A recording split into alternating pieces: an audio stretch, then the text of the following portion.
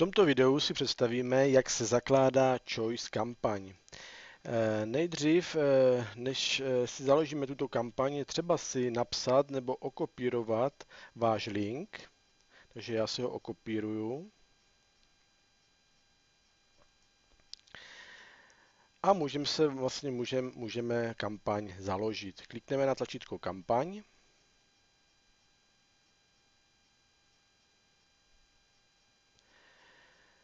Zde klikneme na tlačítko Create New kampaň. A jelikož budeme zakládat Choice kampaň, tak vlastně klikneme na tohle tlačítko Create New. A objeví se nám stránky, na kterou budeme zakládat tu kampaň. My si můžeme vybrat buď ze stránek financí, nebo ze stránek módy, nějaké stránky o autech, o jídle, o sportu, záleží, je to úplně jedno, jaké stránky si vybereme, já si vyberu zrovna tuto první, takže je něco o financích, takže zakliknu tohle tlačítko a pokračuji dál s stisknutím tohoto zeleného tlačítka. Na další stránce se nám objeví vlastně tyto tři možnosti. Já zaklikávám tu třetí, Get Organic Traffic, takže klikneme na toto tlačítko. No a my si můžeme vybrat cokoliv se na té stránce objeví jako takový reklamní banerek.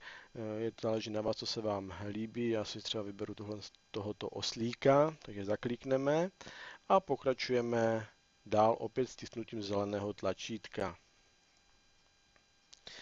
V této chvíli se nám objeví tento formulář, který vyplníme, takže si tady napíšeme, jakou kampaň zakládáme. Já jsem vlastně zakládal kampaň na finance, takže si napíšu finance. Záleží na vás, jak si tu kampaň nazvete. Zde si zadám imprese, vidím, že v mojí impresní bankce, jelikož jsem si nakoupil nějaké panely, mám 14 000 impresí, tak si tady zadám, že zakládám tu kampaň aby si vlastně ty stránky někde 1000krát zobrazily, takže tady dáme 1000 zhlédnutí. A zde si právě okopírujeme nebo napíšete ten váš link. Já jsem si ho okopíroval, takže vlastně tady bude ten váš link. Ano, bannersbroker.com a vaše uživatelské jméno. Vybereme země, ve kterých se tyto stránky budou propagovat. Můžeme klidně vybrat ve všech zemích světa. Naklikneme a klikneme na tlačítko Add. To se nám objeví tady všechny země. No a my pokračujeme dál s tisknutím opět zeleného tlačítka.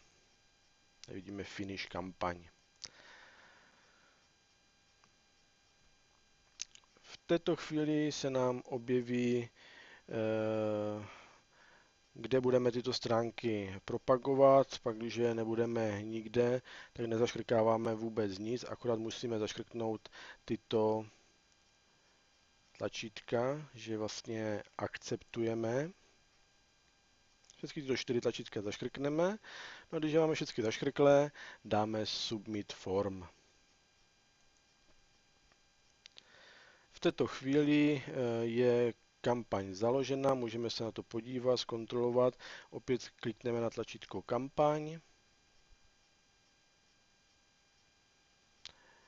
A tady vidíme, že máme Choice kampaň založenou. Nazvali jsme si je finance, máme tam 1000 zhlédnutí a zde je ta internetová stránka, která se bude propagovat.